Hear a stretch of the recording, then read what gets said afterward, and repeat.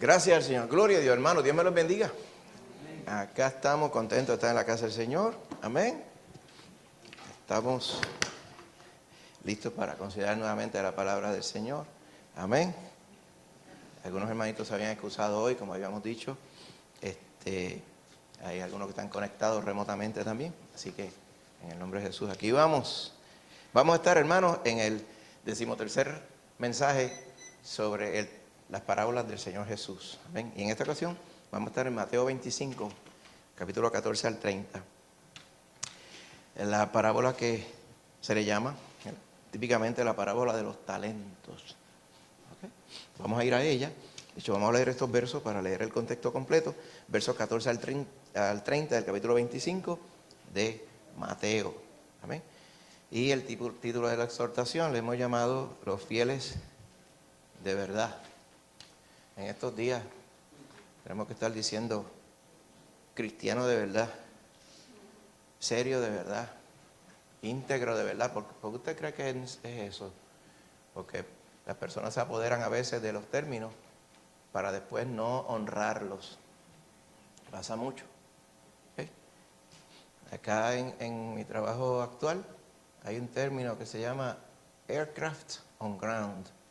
Y eso debe ser la máxima urgencia, porque el avión está en el piso en lugar de estar volando. Los aviones volando son los que dejan dinero. Los aviones en el piso no dejan dinero.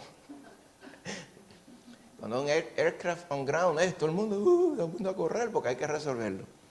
Pero entonces me estaba enterando esta semana pasada que no todas las entidades responden cuando aparece un aircraft on ground. Y se están preguntando por qué. Pues porque están usando mal el término. Entonces ahora le están poniendo real aircraft on ground. ¿Y cuál es? Después vamos a poner real aircraft on ground. Entonces pasa lo mismo, cristiano. Porque hay que poner cristiano verdadero. Debería ser completamente innecesario, ¿verdad? Pero lamentablemente, por la forma, el mal uso, o vamos a decir así, la deshonra que hacen de los términos, pues hacen necesarias estas clarificaciones. Por eso, esta parábola nos habla de la fidelidad al Señor. Entonces yo mi mente pues, quería titularla Los fieles, pero entonces como que uno sabiendo el contexto del mundo que vivimos, tiene que poner los fieles de verdad. Porque hay unos que dicen que son fieles, pero están los que son fieles de verdad. Así que vamos a tener que vivir con ellos, posiblemente hasta que Cristo venga. Amén. En el nombre de Jesús. Vamos a leer entonces Mateo 25, 14 al 30. Amén. En el nombre de Jesús. Dice así: porque el reino de los cielos es como un hombre que yéndose lejos llamó a sus siervos y les entregó sus bienes. A uno dio 5 talentos, y a otro 2, y a otro 1, a cada uno conforme a su capacidad, y luego se fue lejos. Y el que había recibido 5 talentos fue y negoció con ellos, y ganó otros 5 talentos. Asimismo, el que había recibido 2, ganó también otros 2. Pero el que había recibido 1 fue y cavó en la tierra, y escondió el dinero de su señor. Después de mucho tiempo vino el señor de aquellos siervos, y arregló cuentas con ellos. Y llegando el que había recibido 5 talentos, trajo otros 5 talentos, diciendo: Señor, 5 talentos me entregaste, aquí tienes, he ganado otros 5 talentos sobre ellos. Y su señor le dijo: bien, buen siervo y fiel, sobre poco has sido fiel, sobre mucho te pondré, entra en el gozo de tu señor. Llegando también el que había recibido 2 talentos, dijo: Señor, 2 talentos me entregaste, aquí tienes, he ganado otros 2 talentos sobre ellos. Su señor le dijo: bien, buen siervo y fiel, sobre poco has sido fiel, sobre mucho te pondré, entra en el gozo de tu señor. Pero llegando también el que había recibido 1 talento, dijo: Señor, te conocía que eres hombre duro, que ciegas donde no sembraste y recoges donde no esparciste, por lo cual tuve miedo y fui y escondí tu talento en la tierra. Aquí tienes lo que es tuyo. Respondiendo su señor le dijo: siervo malo y negligente, sabía que ciego donde no sembré y que recojo donde no esparcí. Por tanto, debiste haber dado mi dinero a los banqueros, y al venir yo hubiera recibido lo que es mío con los intereses. Quitadle pues el talento y dadlo al que tiene 10 talentos, porque al que tiene le será dado y tendrá más, y al que no tiene, aún lo que tiene le será quitado. Y al siervo inútil echarle en las tinieblas de afuera, allí será el lloro y el crujir de dientes. Padre Santo, ahora bendice tu palabra, Señor, que ella, Señor, nos ilumine, guiada por tu Espíritu Santo, a comprenderla. Después que la comprendamos, que la pongamos por obra, Señor, que seamos hacedores de tu palabra. Bendícenos, Padre, y también permite, Padre, que todos los que escuchen más adelante también puedan ser redargüidos, Padre Santo. Ayúdanos a todos nosotros, Señor, a poder ser amoldados por tu palabra, Padre Santo. Gracias, Señor, por esa bendición. Te pedimos esto en el nombre de Jesús. Amén. Así que así es, hermanitos. Nos podemos sentar. Amén. Primero hay que entrar en unas definiciones. Cuando usted le menciona la palabra talento, usted típicamente piensa en una habilidad natural que usted tiene. Pues entonces hay muchos shows, noches de talentos, otros shows seculares usan la palabra talent, qué sé yo, que fulano got talent, o tal país got talent. Usan la palabra, ¿verdad?, talento de la forma que no era original. La palabra talento viene de la palabra talanton, que era una medida de peso. Dependiendo en qué época del Antiguo Testamento usted estaba, o en qué época del Nuevo Testamento, o sea, en la época en que estaba, pues tenía una cantidad de peso diferente. Podría ser desde 22 kilogramos, ahí usted, qué sé yo, 48 libras por ahí, hasta 34 kilogramos, casi 80 libras, ¿verdad? ¿De qué? Pues de un metal, típicamente. Había un talento de oro, valía mucho más que un talento de plata, porque era la misma cantidad en pesos, pero el oro vale más que la plata. ¿Okay? En esta cita bíblica, el verso 18, cuando dice, escondió el dinero de su señor, el que recibió un talento. La palabra dinero original es argirium, donde viene la palabra argentino, que quiere decir color plateado. ¿Ok? ¿Eso qué quiere decir? Ay, esas aguas argentinas tan lindas, es que el sol le da y se ven plateadas. ¿Ok? Así que el argirium, la palabra que eso aquí era, esto nos da el contexto claro que son talentos de plata, lo que estaba hablando aquí. Aunque la plata valía menos que el oro, como quiera.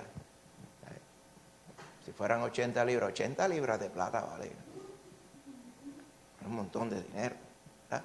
Así que cuando estamos hablando de talento, especialmente en el Nuevo Testamento, lo equivalían a 6,000 dracmas. Una dracma era casi equivalente al salario diario de una persona. Si una persona trabajaba, en aquellos tiempos se trabajaban 6 días, por eso el Señor tuvo que poner que descansaran el séptimo, porque si no trabajaban 7, ¿verdad? Así que trabajaban 6 días. ¿Sí? Usted viene a ver, pues vamos, trabajaban 300 días al año. 6,000, o sea, era el sueldo, vamos a decir así, 20 años, ¿verdad? Una persona trabajando 20 años se ganaba un talento, más o menos, para que usted tenga una idea. Una persona normal, un obrero normal. Usted viene y saca cuenta y te dice, wow. Entonces 10 talentos era un montón. ¿Ok? 10 talentos eran 200 años. Eso era algo impensable para una persona. Eran cantidades de dinero grandísimas. En el sentido literal, claro está.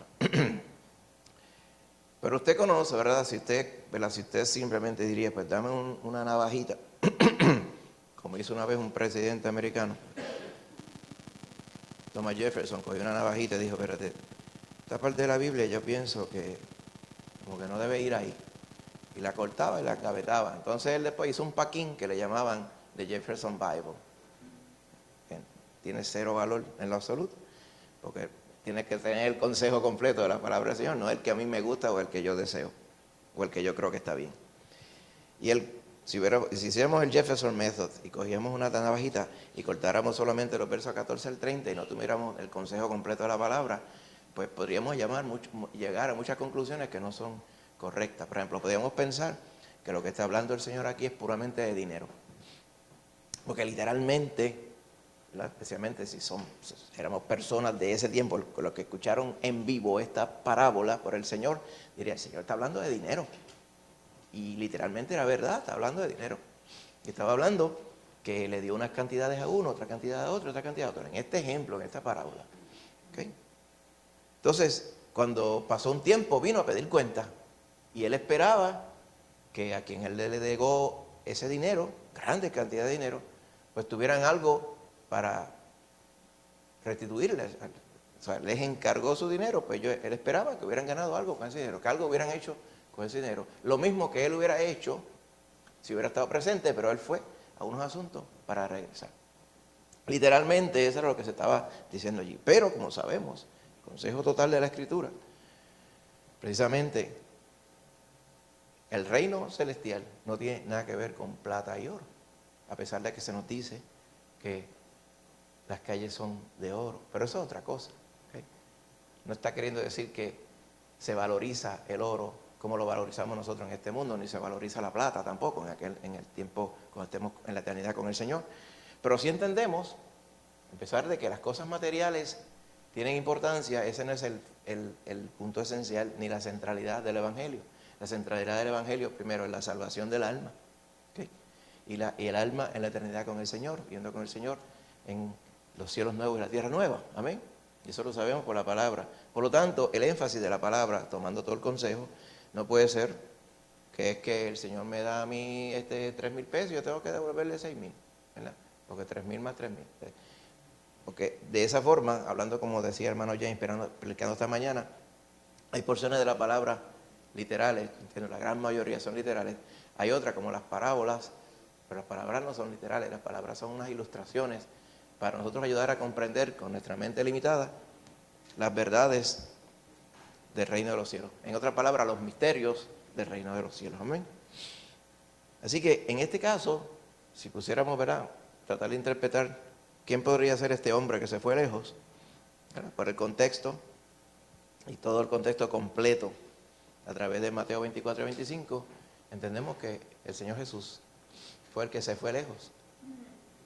¿Okay? De hecho, en una parábola similar sobre las minas, ¿verdad?, era precisamente otra cantidad, otro método de medir el dinero, decía que un hombre se fue lejos a recibir un reino y después regresaría. Literalmente está hablando del Señor Jesús, amén. Cuando entonces todos los reinos del mundo vengan a ser parte de Él, propiedad de Él, Él va a regresar en poder y gloria, ¿verdad?, para, ¿verdad?, darle a cada cual según Él entiende debe ser, según su justicia. Ahora bien, antes de ello, entendemos entonces, si pudiéramos asignarle, ¿verdad?, digo yo, algo significado literal, claramente aquí este hombre lejos, que se fue lejos, es Él, el Señor Jesús, que fue. Entonces, vamos a la parte donde dice que Él repartió, ¿ok? Repartió, ¿verdad?, 5 talentos. Dice que les entregó sus bienes, dice el verso 14. O sea, de lo que Él poseía, Él le dio. Y le dio a cada uno, dice el verso 15, es importante esta parte, según su capacidad. ¿Okay? Si vamos a la parte literal, este hombre, el dueño, él sabía que, a pesar de que él esperaba que todos sus siervos fueran fieles, él sabía que unos tenían más capacidad que otros, ¿verdad?, en términos de lo que ellos podían manejar. Por eso es que a uno le dio 5, a otro le dio 2 y a otro le dio 1. Si usted se pone a pensar en retrospectivo, usted diría, a ese que le dio 1 yo no le hubiera dado ninguno, porque eventualmente no lo supo administrar. Pero para la ilustración, recuerde que la parábola no necesariamente usted tiene que buscar la explicación de todos los términos y todas las condiciones que aquí se dan, es para ilustrar una verdad, ¿ok? Así que, habiendo leído esto, usted conoce que cuando el Señor, ¿verdad?, regresó, este hombre regresa, él definitivamente viene a arreglar cuentas con cada uno de estos siervos. Y yo estoy seguro, habría muchos siervos más, pero el ejemplo aquí nos ilustra, ¿verdad? Estos tres siervos, donde nos dice que uno recibió un poco más que otro, ¿okay? Desde 5, 2 hasta 1 talento. Ahora bien, ¿qué es lo que sucede entonces? Dice que al que le fueron delegados 5 talentos ganó 5 talentos más, ¿ok? Así mismo hizo el que había ganado 2, el que había delegado, se le había delegado 2, ganó 2 talentos más, ¿ok? Y debido a ello, el Señor les hace el mismo encomio. Mire cómo les dice: bien, buen siervo y fiel. Sobre poco has sido fiel. Así que poco en este caso es un término relativo, porque sabemos que no es poco, era un montón de dinero.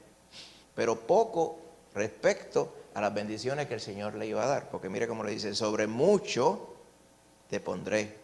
O sea, has administrado lo que relativamente era poco, ahora la bendición que yo te voy a dar sobrepasa, pero por mucho. Es aquella cantidad sobre la cual tú fuiste fiel. Entra ahora en el gozo de tu Señor. Amén.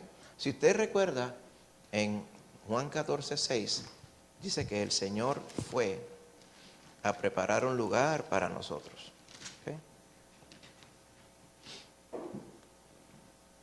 ¿Para qué? Para que donde yo estoy, vosotros también estéis.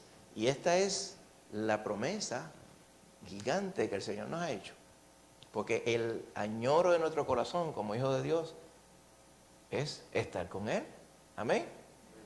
Por eso es que en el Apocalipsis el mensaje central y la voz de la iglesia es: sí, ven, Señor Jesús. Porque la iglesia quiere que el Señor venga. Porque cuando el Señor venga, la bendición de gigantes, ¿verdad? Relativamente hablando, se desata. Pues esa misma bendición de estar en la eternidad con el Señor, libre de todas las cosas de este mundo, es lo que la iglesia añora.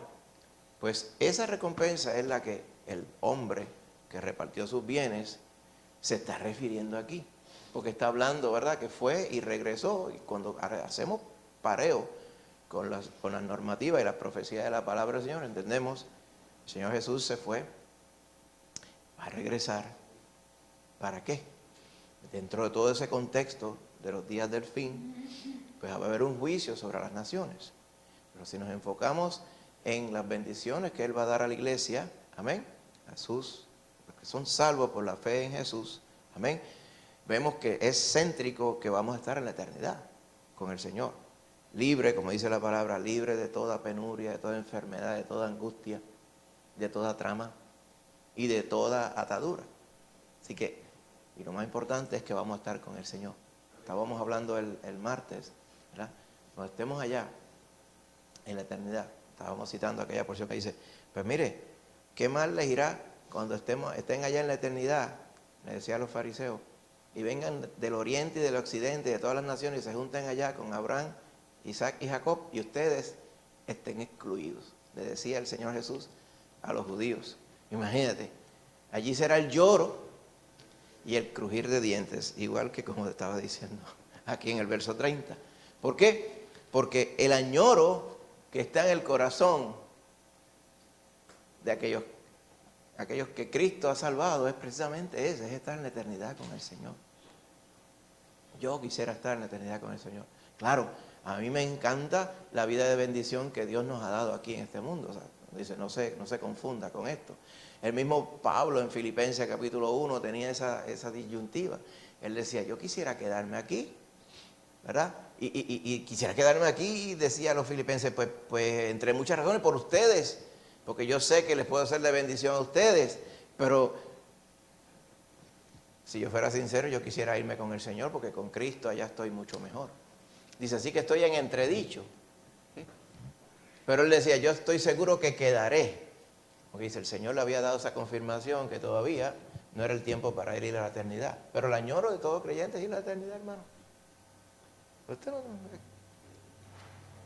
hoy día, en el error postmilenialista que están hoy, para que te sepa, el postmilenialismo, milenialismo es el pensamiento erróneo que estamos en el milenio, pero no se han cumplido las condiciones del milenio. Ahí usted a ver. ¿Por qué? Porque la iglesia no ha cumplido lo que se supone que hubiera cumplido para desatar el verdadero milenio. ¿Qué se supone que hubiera hecho la iglesia, según esta teoría? Que la iglesia hubiera conquistado todas las naciones para el Señor. Por eso es que usted escucha, y lo hemos dicho muchas veces, usted escucha las predicaciones alusivas o los cánticos alusivos: conquistaremos las naciones o asaltaremos los muros y caerá el reino de Satanás. Y toda esta retórica que está dada hoy, y le encanta mucho a la gente porque todo el mundo canta por ahí, ¡wow! Le gusta sentirse que si viene el diablo ahora, que le falta el pescuezo en la cara mía. Y muchas personas ¿verdad? Están con estas cosas ilusorias en la mente, basadas en toda esta retórica de que estamos en el milenio, pero no se siente, porque la iglesia no ha hecho su cometido. Eso es una falsedad. Nosotros no estamos en ningún milenio. Nosotros estamos en el mundo perdido, a rajatabla como está ahora mismo. Que si la iglesia tiene que seguir haciendo su cometido a lo que fue comisionada, y aún más así, pero el Señor no ha regresado, porque Él dice que Él quiere que todos procedan al arrepentimiento. Eso es lo que nos dice la palabra. Y estamos esperando que Él venga. La iglesia quiere que Él venga. Amén. Pero Él aún no ha venido. Ese asunto del posmilenialismo que pierden explicar que si el milenio, ¿verdad?, viene después de ciertos eventos en el Apocalipsis, entonces ¿por qué el Señor no está aquí en medio de nosotros? Pero entonces muchos dicen, no, si es que el Señor está en medio de nosotros, porque está en cada uno de nosotros. Pero entonces espiritualizan y alegorizan tanto las cosas que después usted no sabe ni la hora que es.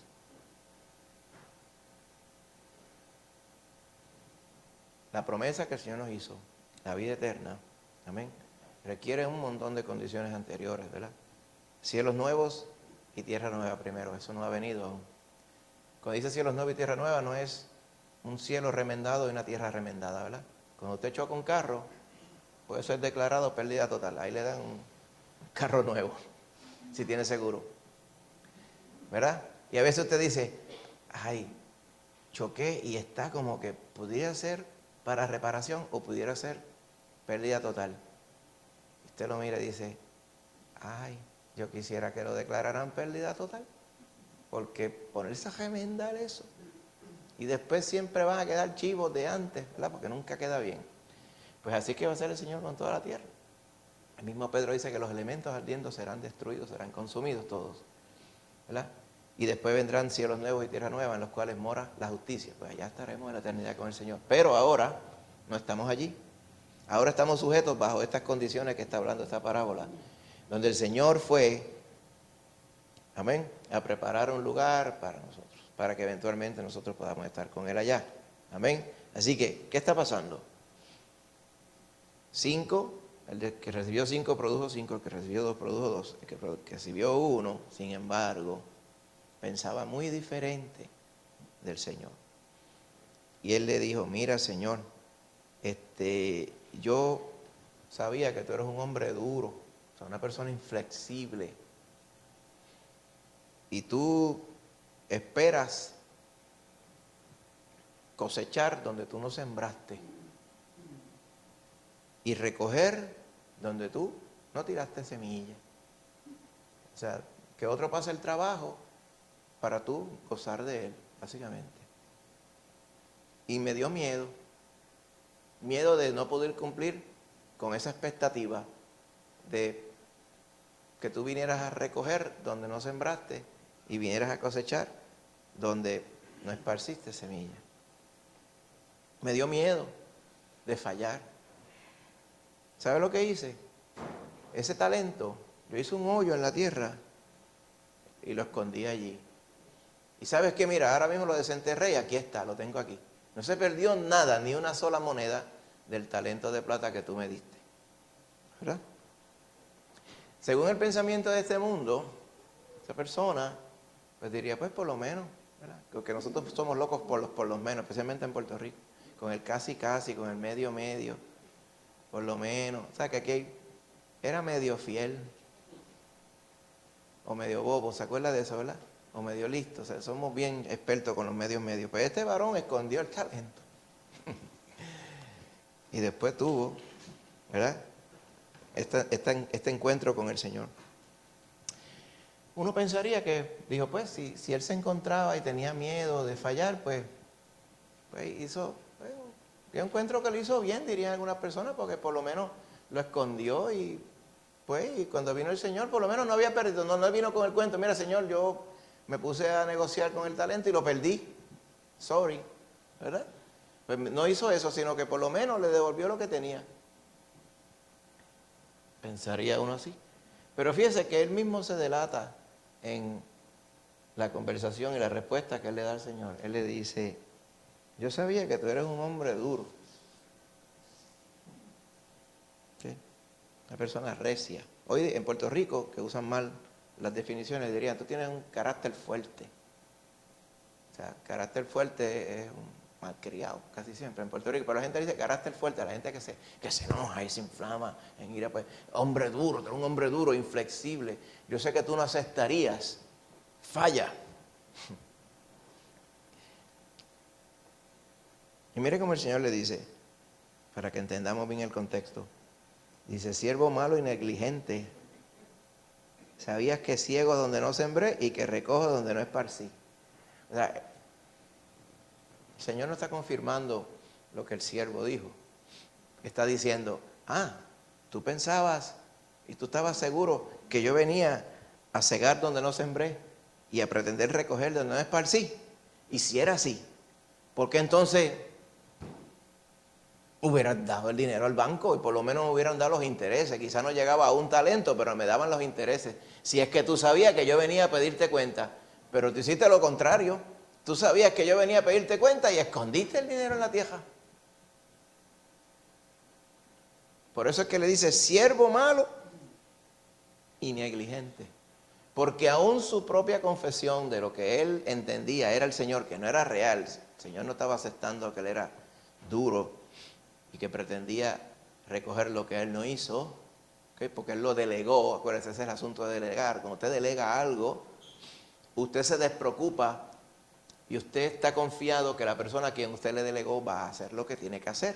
Ese es todo el asunto de delegar, de encomendar. Cuando había un mayordomo en los tiempos antiguos, el jefe de la casa le delegaba al mayordomo la administración de muchas cosas, a veces la administración de la casa entera.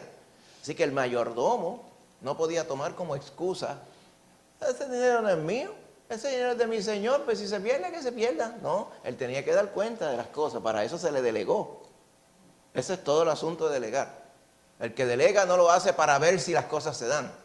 El que delega porque él espera que todo se haga. Así que era cierto que el Señor esperaba que se hiciera. Pero este siervo, aún sabiendo que el Señor venía a pedir cuentas, no hizo nada. Nada en absoluto. Y usted dirá, ¿y cuál es la diferencia entonces entre ese siervo y los otros dos siervos? Que uno se sentía inseguro, si lo podemos tomar, lo traemos al siglo XXI que vivimos, que todo el mundo siempre tiene una excusa para las cosas y que hay que aceptar la gente como son, ¿verdad? Sin cuestionarlo. O sea, ahora todo el mundo se vale todo. Nosotros diríamos, es que esa persona, bendito, diríamos en Puerto Rico, bendito, pues él estaba inseguro y por lo menos, pues fíjate, por lo menos lo guardó y pues lo guardó en un lugar seguro para que nadie se lo robó y pues por lo menos bendito. Volvemos a decir el bendito, ¿verdad? Para remacharlo, le dio al amo, le devolvió el talento, bendito. Siempre usamos el bendito ahí para que, ¿verdad? Como para cogerle pena. Pero entonces, este señor justo, que le dio recompensa a los primeros dos que habían sido fieles, cambia de tono completamente cuando no está complacido con la respuesta y con la acción de este otro siervo. ¿Okay? Si sabías que yo era malo y negligente, más todavía. Si sabías que yo era injusto en términos, si tú pensabas que yo era injusto y que yo quería demandar las cosas que yo no trabajé, pues por lo menos, a pesar de que no hubieras traficado con él, no hubieras negociado con él, le hubieras dado al banco y yo me ganaba tanto por ciento de interés, en lugar de esconderlo para no hacer nada. El asunto aquí era que el siervo no hizo nada. Nada. Él le dijo, si tú no ibas a hacer nada, a pesar de que yo sabía que yo venía a pedirte cuentas, pero en tu mente no sé por qué el hacer nada me iba a complacer, pues por lo menos hubieras tomado y se lo daba al banco, para que el banco hubiera hecho algo, aunque tú no hubieras hecho nada. Y ese es el asunto aquí. Que de los 3 que el Señor le delega, 2 se esfuerzan y el otro no. Entonces, ¿qué nosotros podemos interpretar de la parábola? Sabiendo que no está hablando en el sentido colectivo, no está hablando de dinero exclusivamente. Usted sigue leyendo los versos, ¿verdad? 28 en adelante, el Señor dice, quitadle pues el talento y dadlo al que tiene 10 talentos. O sea, el talento que no ganó nada, que lo escondió en la tierra, dáselo al que tiene 10 para que tenga 11. Dice, porque al que tiene le será dado y tendrá más, y al que no tiene, aún lo que tiene, le será quitado. Uno podría decir, aún lo que no tiene, le será quitado. Pero dice la palabra literalmente, aún lo que tiene, le será quitado. El Señor, primero, vemos claramente, y vamos ahora a llevarlo al plano vivencial, o sea, ya mismo, el plano espiritual nuestro, cómo nosotros nos debemos relacionar con el Señor y cuáles son las expectativas del Señor según el contexto de esta parábola. Pero antes de llegar allí, el Señor está interesado en que cada uno de sus bienes, ¿verdad?, de lo que Él nos delega o de lo que Él delega, no se pierda. Siempre vaya a buen uso. ¿Okay? Un buen uso no es esconderlo en una lata de sultana, como dice una galleta sultana, y meterlo debajo de la tierra, que fue lo que hizo este varón. ¿Se acuerdan las latas sultanas grandes esas, las amarillas? Ya no vienen así. Lata de verdad, amarillita. Me acuerdo que mi abuelo comía de esas galletas mucho. Entonces las compraba mi abuelo Luis Ortega. Comía un montón de esas galletas. Yo me acuerdo, yo vi esas latas, oye, que lata tan grande esa. Un latón literalmente. También escuchó la palabra latón, ¿verdad? Cuando dice, se fue el latón, pues de ahí es que viene el latón, las latas grandes, de ahí es que viene. Porque esas latas se usaban para muchas cosas después en la casa. Cuando la cosa estaba mala, pues servían de recipiente, de tiesto, para llevar agua, para echarle maíz, todas las otras cosas, te las echaba ahí en esas latas.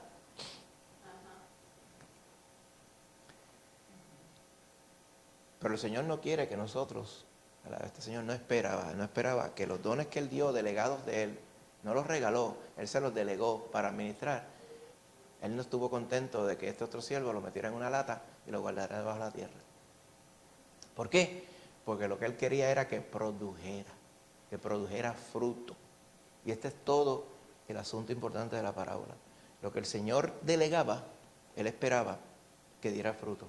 Por eso se puso contento cuando el que le dieron 5 respondió con 5. Y cuando le dieron 2, respondió con 2. O sea, el total le hubiera sido 10 talentos en uno y 4 talentos en el otro. Él hubiera esperado lo mismo. Porque dice el verso 15 que Él le dio a cada uno conforme a su capacidad. Por eso fue que Él no le dio a todo el mundo la misma cantidad. Según su capacidad de poderlo administrar. ¿Ok? Cuando toma entonces el talento del que no hizo nada, se lo da al que tiene 10. ¿Okay? Y usted dirá, pero ¿por qué se lo da al que tiene 10? Si ahora el que tiene 10, entonces usted notó aquí el detallito que casi pasa por desapercibido, ¿verdad?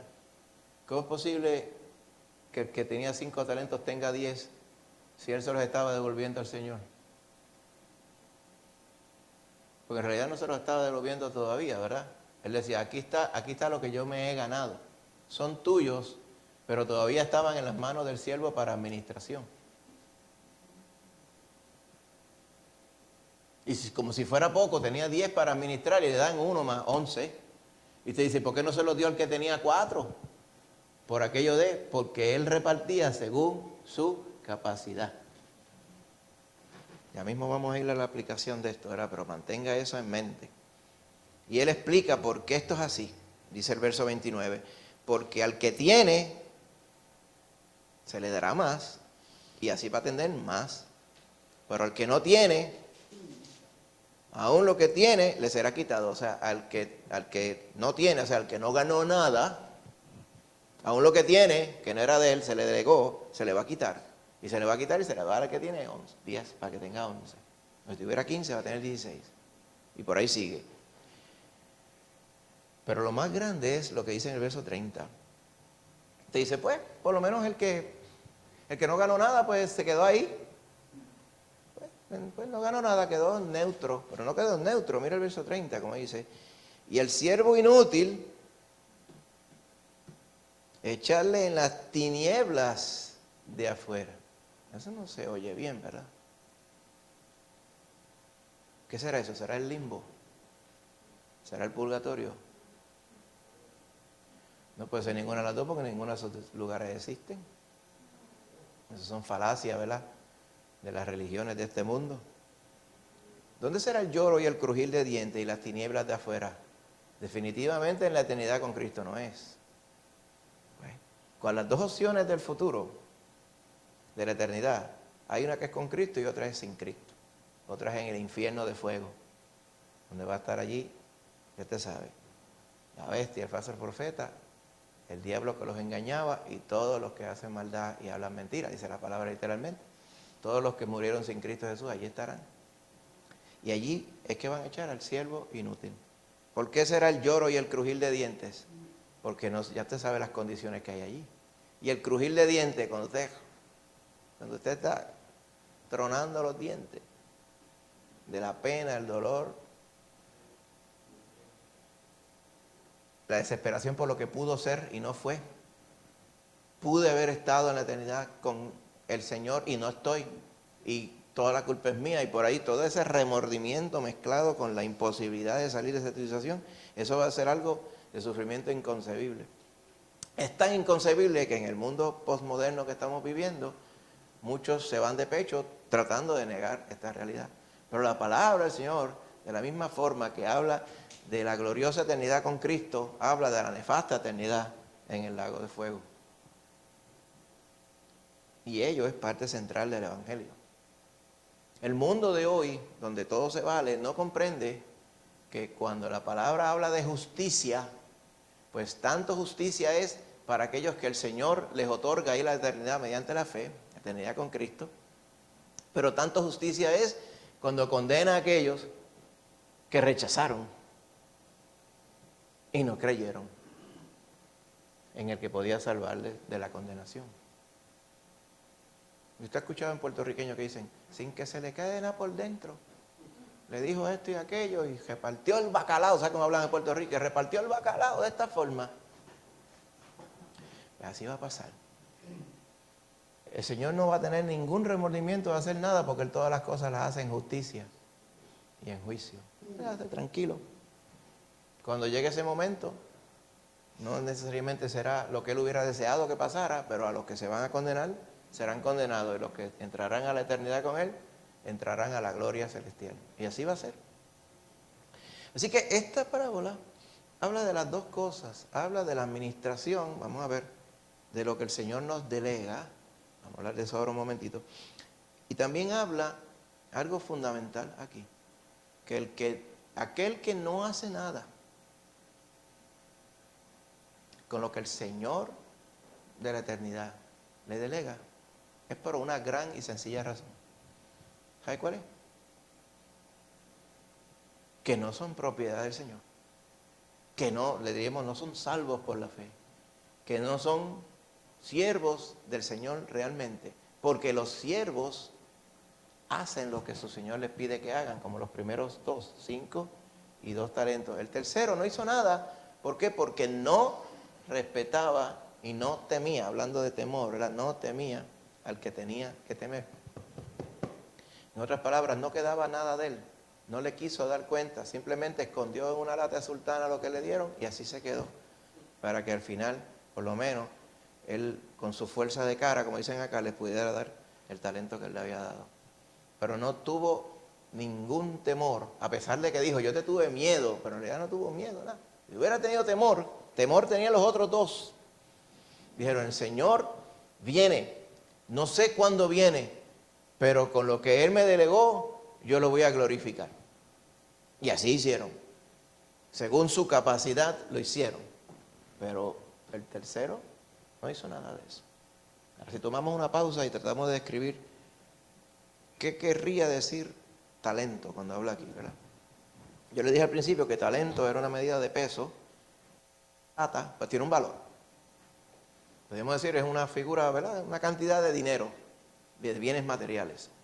Literalmente eso es lo que dice la parábola, pero tomando el contexto completo de la Escritura, nosotros sabemos que aquí no está hablando de cosas literales específicamente y exclusivamente. ¿Por qué? Por el sencillo hecho de que sería contradictorio a toda doctrina, a sana doctrina bíblica, que yo dijera que el que no hizo nada con el dinero, pues se perdió porque no hizo nada con el dinero, porque eso no es, ahí no es trivial. Los que sí hicieron algo con el dinero se salvaron, porque uno no se salva administrando las cosas.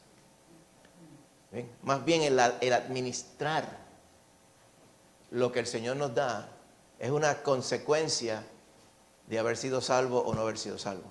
Ese es el contexto real de esta palabra que vemos aquí. No usted toma el consejo completo de la Escritura. Así que lo que quiere decir es que aquellos que administraron lo que se le dio, ¿se acuerda que dije al principio que eran qué?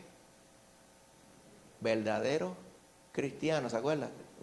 Lamentablemente tengo que usar esa palabra. Verdaderos cristianos, ¿verdad? Vamos a decir cristianos, salvos, siervos verdaderos, genuinos, de aquel Señor que les repartió. Pero el tercero no lo era. Y usted dirá, pero entonces ¿cómo es posible que el Señor, sabiendo que el tercer siervo no era nada, para decirlo así en puertorriqueño, pues cómo le reparte? Y ahí que viene la naturaleza de lo que es un talento. Vuelvo y digo, talento no es cuando usted canta, eso es una habilidad natural.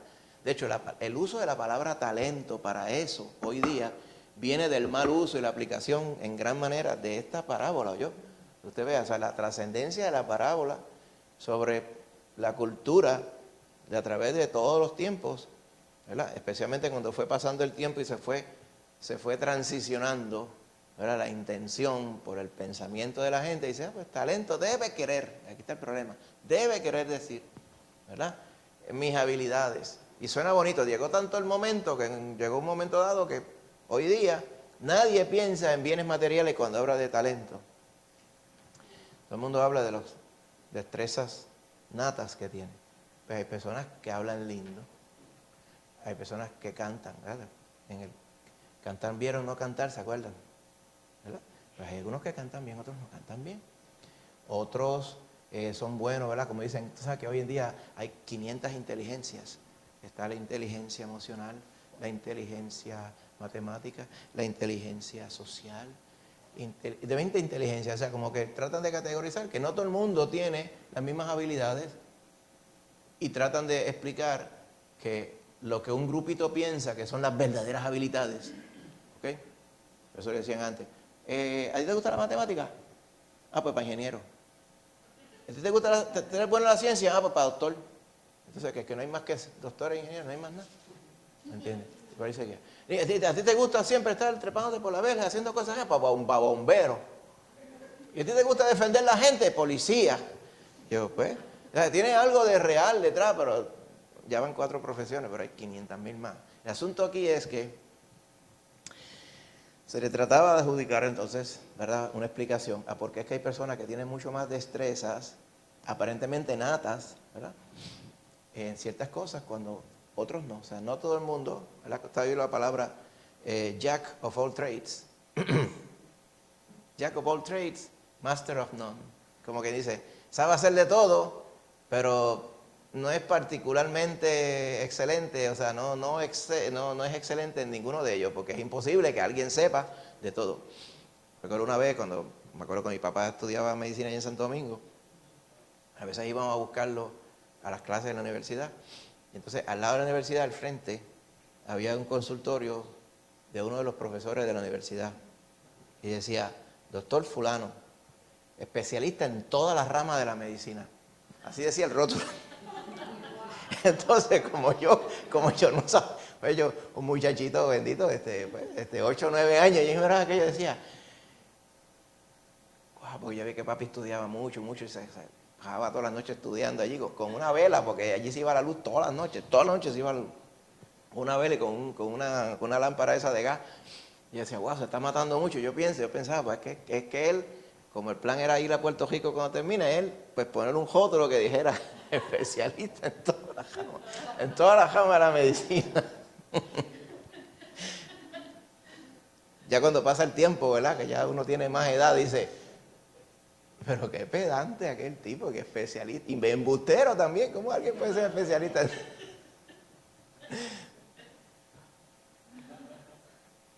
Era profesor allí, el varón sabía, pero especialista en toda la rama de la medicina, eso es un portento. Por eso es que el Señor le dio a cada uno según su capacidad, porque unos tienen unas capacidades diferentes a otros. El asunto aquí es, estos talentos, la palabra talento pudiera implicar, ¿sí?, bienes materiales directamente. El Señor Jesús nos delega bienes materiales a nosotros. Pues claro que sí. ¿Cuáles? Pues lo que usted tiene. Usted nació esnu, como dice. Lo que usted tiene ahora, si usted está claro en su corazón con el Señor le ha delegado a usted para que usted lo maneje. Todo lo que usted tiene. Hasta si tiene 3 matas de gandules en el patio, pues esas también, esas 3 matas de gandules, el Señor le dio la gracia a usted para que usted las pueda tener allí. Y todo lo que usted tiene, ¿ok?, materialmente hablando. Pero también tenemos que ir a la parte espiritual. Dice que el Señor nos ha dado de su espíritu, ¿ok?, y la expectativa es que vayamos y llevemos mucho fruto, ¿ok?, para que seamos así sus discípulos, dice la palabra del Señor. Por lo tanto, va más allá de lo material, también tiene que ver con la parte espiritual. Cómo nosotros usamos el regalo del Espíritu Santo que nos dio. Okay. Así que Él nos prometió el Espíritu. Aquellos que somos de Cristo por la fe, tenemos el Espíritu, ¿para qué? Para guiarnos a usar no solamente lo material que Él nos dejó, sino todo lo que Él nos dio. Él nos dio la inteligencia. Él nos dio el cuerpo que tenemos, ¿ok?, y puso su Espíritu en nosotros para guiarnos a la administración de todo ello. La expectativa aquí es la siguiente. Estaba el dueño de todo, que repartió los talentos, el dueño de todo lo que se reparte, o todo lo que se podía repartir. Y Él le reparte a aquellos que no tenían nada. Y espera que ellos administren y produzcan fruto. Pues literalmente eso es lo que hace el Señor con nosotros. ¿Qué usted tenía para ofrecerle al Señor?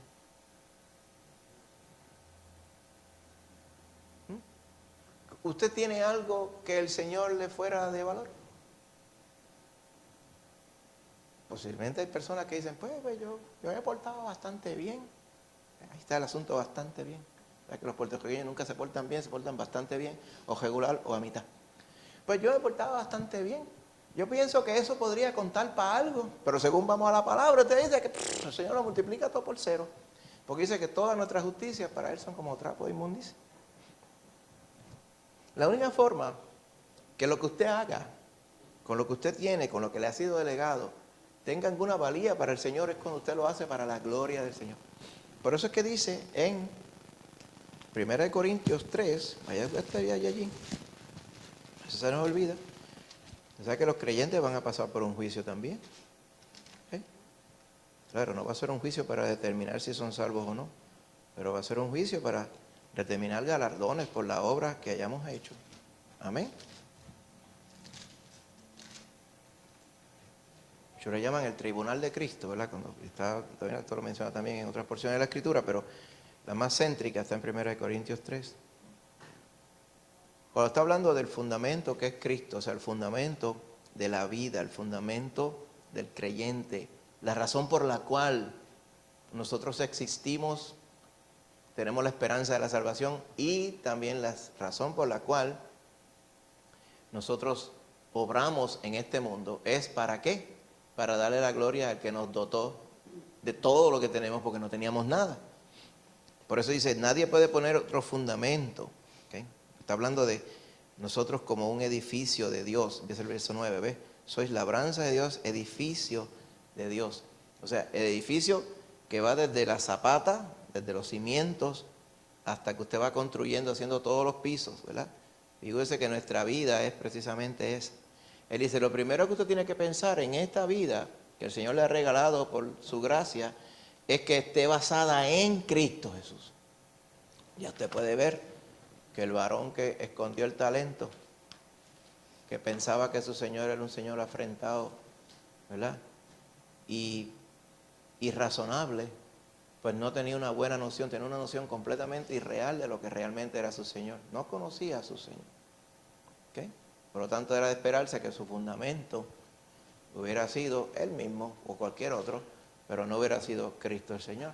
Aquellos que confiaron en su Señor, dijeron, cuando el Señor venga, yo lo quiero honrar y yo voy a hacer lo que Él espera que yo haga. Y ese es el contexto de esta porción también aquí en 1 Corintios 3.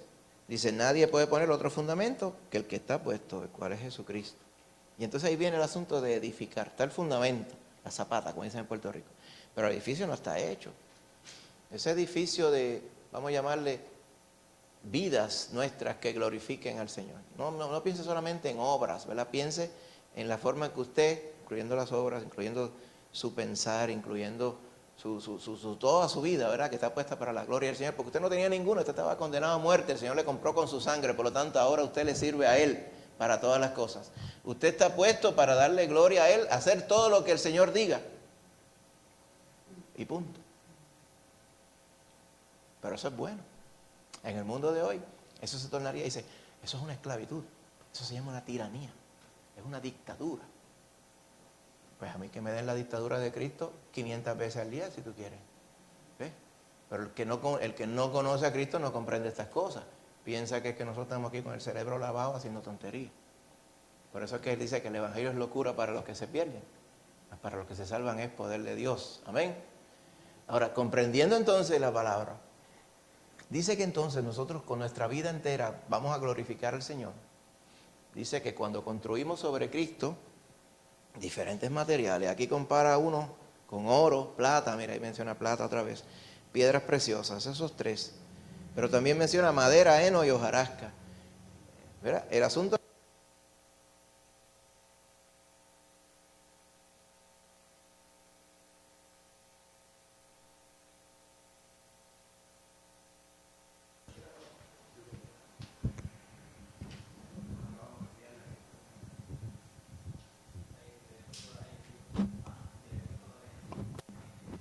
gloria a Dios. Así que lo que está diciendo aquí es, de esos 6 diferentes materiales que hay ahí, la prueba de la aceptabilidad que va a hacer el Señor es fuego. ¿Okay? ¿Tú te acuerdas antes que daban películas, películas de piratas, películas de vaqueros? Y entonces, cuando le pagaban a un vaquero con una moneda de oro, hacía y la mordía. A ver, porque él quería probar si la moneda era de verdad o era una imitación, era una tontería, era un pedazo de plomo, una lata o cualquier otra cosa. La verdad que yo nunca he podido entender porque él, pero parece que sabían. Parece que el plomo era blandito, lo mordían, lo doblaban, el plomo era pesadito. Así que trataban de morderla para determinar si era verdad.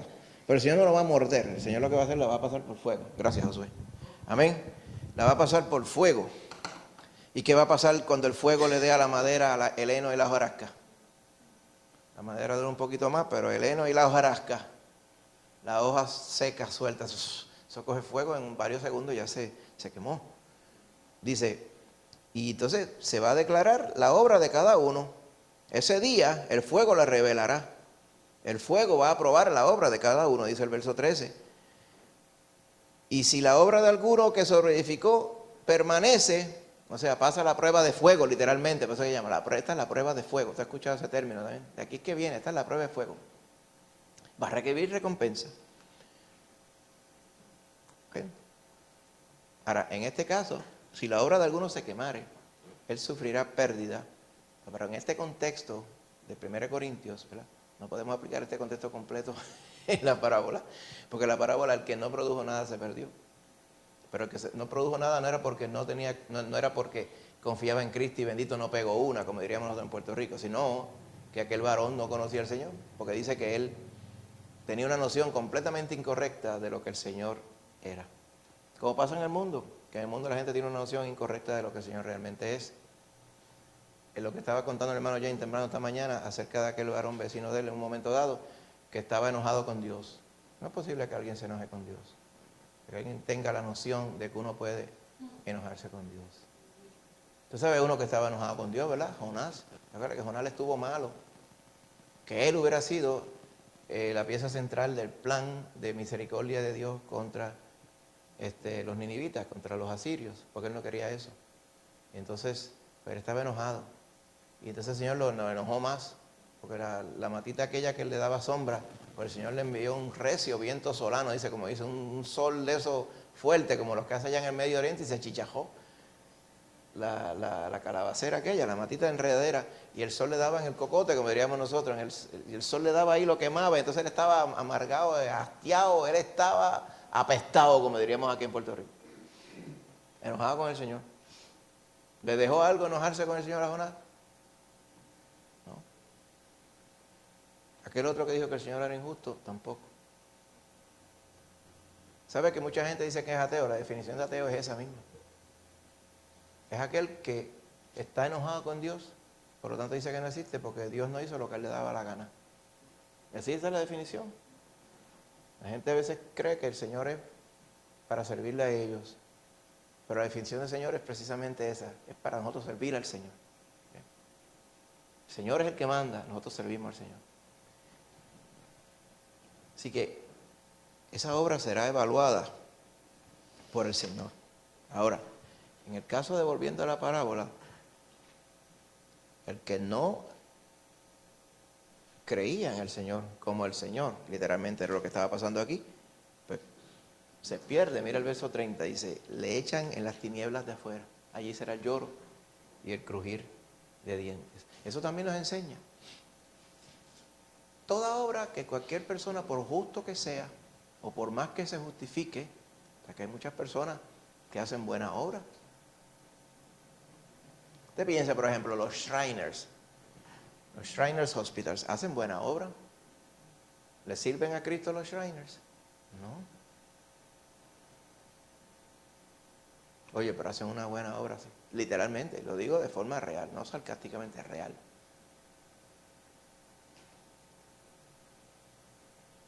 Los que van y hacen misiones, pero no sirven al Rey de Reyes, el Señor de Señores, pero hacen misiones y van y se van a lugares que usted nunca pensaría ir, ni nunca llegaría. Y hacen buena obra social, realmente. Van para allá creyendo que María es la que salva, pero como hicieron la buena obra social, por eso el Señor se la va a canjear por salvación. No, hermano, porque la palabra del Señor es fiel, la palabra del Señor es precisa. Nosotros no somos salvos por las buenas obras ni las buenas intenciones, somos salvos por la fe en Cristo. Y la definición de fe es creer en el Señor, confesarle como Señor y que Él tuvo que hacer todo para podernos comprar y pagar nuestra deuda de pecado. Y que nosotros no tenemos nada para remunerarle, ni podemos pensar ni que pasa por nuestra mente que nosotros pudimos hacer algo para por lo menos que Él pagara 98% de la deuda y nosotros 2%. Porque esa es la definición de todo este paganismo y toda esta tontería que nosotros tenemos por religión, por ejemplo, en este país. Donde pretenden que, pues, usted se murió, pues estaba 75% salvo. El otro 25% va al purgatorio y pues va pagando allí, pero como su familia es buena gente que está aquí abajo, su familia de momento dejan de fumar, su familia dejan de beber, su familia van y pagan unas cuantas misas, pues esos puntitos van acumulándose ahí. Y entonces la deuda que usted tenía, pues va bajando y cuando viene a ver, en lugar de estar, yo no sé, 60 años en el purgatorio, está 20. ¿Verdad? Qué nítido, chévere. Y eso es lo que piensa el mundo de hoy. Hoy todo este asunto, esquema católico romano es eso mismo. Y en muchas otras religiones piensan lo mismo, que usted va portándose bien y va subiendo en la escala, hasta que llega a donde no se puede subir más nada. Y toda esa falsedad es la que el mundo cree hoy día, en diferentes tergiversaciones, diferentes manifestaciones también. Pero volviendo acá, los que entraron a la gloria del Señor lo hicieron porque creyendo en el Señor, amén, se salvaron. ¿Cómo, cómo se ve claramente que eran siervos del Señor? Porque aquí hicieron todo para la gloria del Señor. Por eso el Señor los evalúa y dice, sobre poco has sido fiel y yo te voy a poner sobre mucho. ¿Okay? Se pone uno a pensar, cuando uno está en la eternidad allá, el Señor va a poner a uno sobre muchas cosas. Porque a veces uno piensa, ¿y qué yo voy a hacer en la eternidad? ¿Verdad? Usted piensa. Entonces uno como ve el folclore por ahí y dice, pues, estará uno sentado encima de una nube,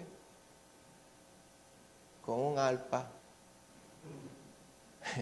¿Por qué? Porque a algún otro por ahí se le ocurrió que eso es lo que vamos a hacer. Posiblemente personas que ni conocen al Señor se ponen a inventar cosas y después la gente se los cree. Igual que como dicen que todos los ángeles tienen los ojos azules y son rubios. ¿Quién dijo? Eso son percepciones, hermano, que la gente tiene. Entonces a veces como lo ponen en unos dibujos, uno se cree que son así. La descripción de los ángeles en la Escritura no necesariamente tiene que ver, ni se ancla, ¿verdad?, en esas interpretaciones que usted ve por ahí. Ahora, no vamos a hablar de los ángeles ahora, pero en el sentido de lo que el Señor, como digo yo, realmente valora en nuestro corazón. Cuando usted es salvo por Cristo, en su corazón va a brotar el agradecimiento al Señor y hacer las cosas que a Él le agradan. Que nuestra oración sea así mismo, todos los días: Señor, yo estoy aquí, yo quiero agradarte en este día. Ayúdame a agradarte por medio de tu Espíritu Santo, dirígeme. Usa tu Espíritu para que me guíe a través de tu palabra, para hacer las cosas que son de agrado delante de ti, porque para eso vivo, para eso es que yo soy, para eso es que estoy aquí.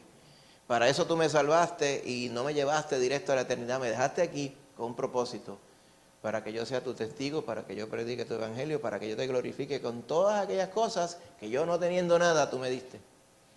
Y yo pueda darte la gloria. Amén. Ahora, van a haber un montón de personas que sin conocer al Señor van a pretender hacer. Pero fíjate cómo el Señor considera a ellos, ¿verdad? Sí. Lo que yo tuve, ¿verdad? Eso mismo te devuelvo, porque yo sabía que tú eras una persona irrazonable, ¿verdad? Y hay muchas personas hoy día, que se les ha predicado, podríamos decir son hasta conocedores de la palabra, ¿ok? Posiblemente se congregan también, ¿ok? Especialmente en este país, que aquí todo el mundo se puede congregar libremente cuando quiera. Pero eso no quiere decir que sean hijos de Dios, ni que sean salvos, ni que sirvan al Señor. Especialmente en este país. ¿Okay? Yo digo este país porque hay otros países que hay que pagar un precio por ser creyente. Y allí, pues, a duras penas, alguien que no sea creyente va a decir que lo es. Porque le puede costar bien caro el serlo. Pero en este país, que todo el mundo anda así a lo loco y todo el mundo dice que es cristiano, vaya usted, si hacen una encuesta aquí, yo creo que el 99% son cristianos, todo el mundo aquí, en este país. Realmente. 3.2 millones, pues 3.1 millones son cristianos. ¡Wow! Esto será una cosa que usted debe sentir la gloria de Dios en la calle por ahí. Pero algo pasa, ¿verdad? Mucho más si dicen que estamos en el milenio. Aquí sería una cosa que había que poner unas visas especiales para que la gente no se mudara para Puerto Rico, porque entonces todo el mundo quisiera mudarse para aquí. Pero algo pasa que no es así, porque no es así en realidad. Así que, cerrando lo que estamos hablando, la exhortación es que todo lo que el Señor nos ha delegado, sea material, espiritual, nuestro propio cuerpo, ¿ok? Dice la palabra, todo pensamiento, ¿verdad? Inclusive se ha llegado, ¿verdad?, a la obediencia a Cristo Jesús. Todo lo que nosotros tenemos para glorificar al Señor. La pregunta es, ¿cómo estamos utilizando todo lo que el Señor nos dio para glorificar al Señor? Incluyendo lo material. Acá. Un ejemplo. Usted quizá no podrá ir a Mongolia a ser misionero en Mongolia, pero hay otros misioneros en Mongolia. Usted puede apoyar a los misioneros en Mongolia. ¿Amén? Habrán algunos que quieren escuchar la palabra del Señor, no en Mongolia, acá, en Puerto Rico, más cerca. ¿Está usted siendo fiel testigo del Señor? Importante. De los bienes materiales que el Señor le ha dado, está poniéndolo todo según el Espíritu le pone en su corazón, ¿verdad? Como dice la palabra, cada uno dé como propuso en su corazón, hablando ahora literalmente de los bienes materiales, no por tristeza ni por necesidad. Amén. O sea que no tiene que ver ni hablando de porcentajes específicos, es lo que el Señor ponga en su corazón. ¿Okay? Y el Señor le mueve en su corazón con su espíritu, que estemos siempre de acuerdo a lo que el Espíritu nos dice. Amén. Recuerde, los bienes materiales que usted tiene aquí no es para aferrarse a ellos. Aquí, ¿qué usted va a hacer? Es para el final. Al final, este es mi testamento. ¿Qué usted sabe? ¿Para qué es el testamento? Para repartir lo que usted sabe, usted no se puede llevar. Claro, usted quisiera hablar, realmente. Pues yo quisiera dejar a mis hijos bien, que tengan, pues yo tenía 3 mates gandules, pues por lo menos que tengan 2 ellos. Cositas así. Digo, uno lo dice así, pero las cositas que usted le puede dar a sus hijos, muy bien. Pero pienso yo que mucho más importante que ellas son las cosas que son realmente eternas, ¿verdad? Porque mucho de lo que usted hace aquí, en realidad usted, su ser, su vida va a ser, y su alma va a ser transportada a la eternidad, el resto se va a quedar. Pero que todo lo que usted haga aquí sea no solamente para la gloria del Señor, sino que aún siendo para la gloria del Señor también sea el ejemplo a seguir para su familia, ¿verdad? Muchos queremos decir, yo quiero dejar un legado. Legado material, pues un legado material. Pero el legado espiritual, ¿verdad? Su testimonio, de forma tal que usted empiece a gozar de ese legado aquí en la tierra. Para que, como estaba diciendo el hermano Jen, que tiene ganas de comer, ¿verdad? Queso con galletas cuando esté viejo, pues usted esté con sus hijos y con sus nietos y todos le estén sirviendo al Señor. Qué mejor corona que esa, ¿verdad? Eso es eso es lo que yo quiero, ¿verdad? Y eso siempre es la oración de nosotros, que cuando vayan creciendo los nietos, eventualmente conozcan a Cristo Jesús. Y si el Señor después nos da chance de ver los bisnietos, amén, pues que ya uno los vea que están encaminados. ¿Por qué? Porque la gran nube de testigos, ¿verdad?, que es su familia, que están en Cristo, los van llevando a tener temor de Dios para que ellos eventualmente crean en el Señor. Qué mejor legado que ese, ¿verdad? Que usted esté tranquilo en su casa y diga, dame un papel. Un papel. A lo mejor le pasa y le va a pasar seguro. ¿Cómo que se llama el bisnieto tal? Ah, ese mismo. ¿Está con Cristo o no? Está, muy bien. Ahí va, pam, pam, pam. Te dice, hizo una lista aquí, a lo mejor le da más trabajo hacer la lista por los nombres porque se le olvida más de la mitad. Tú sabes que a veces pasaba ahí con mi abuela, a mí me decía todos los nombres de mis primos hasta que llegaba por eliminación, llegaba el mío. Eso le pasa, ¿verdad? O sea, la mente hace cosas raras según avanza el tiempo. Pero usted va a poder constatar cuando termine de hacer esa lista. Mi primer proyecto es hacer la lista, cuando tenga la edad que tenga, y después decir, ¿dónde están mis hijos? ¿Dónde están mis nietos? Amén. ¿Sabe que si usted comenzó, vamos a decir así, en la carrera de Cristo, ya siendo mayor, el Señor como quiera en su misericordia puede hacer grandes cosas, milagros? Usted sabe que el Señor hace milagros aún, amén. Pues el Señor salva lo insalvable, ¿oyó? Y el Señor hace grandes maravillas y misericordia. Dice que hace misericordias sobre nuestra generación y sobre las otras generaciones también. Porque el Señor, muchas veces nosotros nos fijamos en lo que está de frente, pero el Señor mira, ¿verdad? Mira los tiempos, y para el Señor no hay tiempo, ¿verdad? El Señor Él lo ve todo junto, Él ya sabe todo lo que está pasando y lo que va a pasar. Qué gran corona sería esa, ¿verdad? Que cuando vayamos a la eternidad, nuestra familia esté allí. Amén. Bendito sea el Señor. Así que, más aún todavía quisiéramos nosotros esforzarnos por darle la gloria al Señor y serle fiel en todo. Amén. Sobre poco has sido fiel. Que el Señor nos diga eso cuando vayamos a darle cuenta. Y que Él nos ponga sobre mucho allá. Y que entremos, como dice ahí, literalmente en el gozo del Señor, estando con Él en la eternidad. Amén. Vamos a estar de pie, mi hermano querido. El Señor es bueno, El Señor es bueno. Yo sé que el que escondió el talento en una lata, Él va a diferir de mí. Pero es porque Él no le conocía, ¿vio? Qué bueno cuando uno está en Cristo y qué malo es estar perdido. Sigamos orando por aquellos de nuestra familia que están perdidos y que se salven. que nosotros podamos ser luz de Cristo clara para todos ellos. Padre Santo, Señor, ahora te damos gracias por tu palabra que nos resetea, Señor, nos pone de acuerdo a como tú quieres que estemos, Señor, en nuestra mente, en nuestro sentir, en nuestro mover de cada día. Que podamos honrarte, Padre Santo, con nuestras vidas, en nuestra petición. Que podamos ser buenos administradores, fieles administradores, Señor, de lo que nos has dado. Que sepamos, Padre, que tú siempre estás a la expectativa de que llevemos mucho fruto, como dice tu palabra, y que así seamos tus discípulos. Ayúdanos, Señor, a serte fieles en todo, Padre.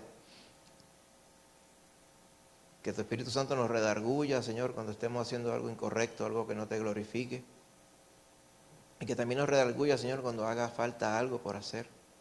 Que nos dirija a todo lo necesario. Y que podamos, Señor, ser siervos fieles, Señor, todos los días de nuestra vida, hasta cuando vayamos a tu presencia, Señor. Ayúdanos a sí mismo, Señor, a que a través de nuestra luz también muchos puedan ser testigos de Cristo y puedan ser salvos por la fe, Señor. Ayúdanos, Padre, a ser así. Y que siempre estemos claros, Padre, que la verdadera bendición no es necesariamente lo que tenemos en este mundo, sino estando en la eternidad contigo, estar con los que amamos allá en la eternidad contigo, Señor. Y en esta vida, cuando lleguemos al final, poder decir, como decía Pablo, he corrido, ¿verdad?, la buena carrera, ¿verdad? Y a través de toda la batalla que tú nos das la victoria, y que cuando vaya partamos de este mundo podamos estar satisfechos, Señor, que hemos caminado contigo todo el tiempo. Ayúdanos, Señor, a serte fiel. Gracias te damos, Señor, nuevamente por tu presencia en medio de nosotros. Bendícenos ahora, Padre, cuando salgamos a la calle, llévanos con bien. Bendícenos en el resto de este día, Señor, que te podamos honrar también con todo, Padre. Y regrésanos, Señor, entonces este martes y este jueves para honrarte aquí también con los hermanos. Gracias te damos, Señor. Te pedimos esa bendición en el nombre de Cristo Jesús. Amén. Amén, amén. Que Dios me les bendiga, mi hermanito. Salude a su hermano, su hermana que está al ladito. Recuerden, nos vemos el martes.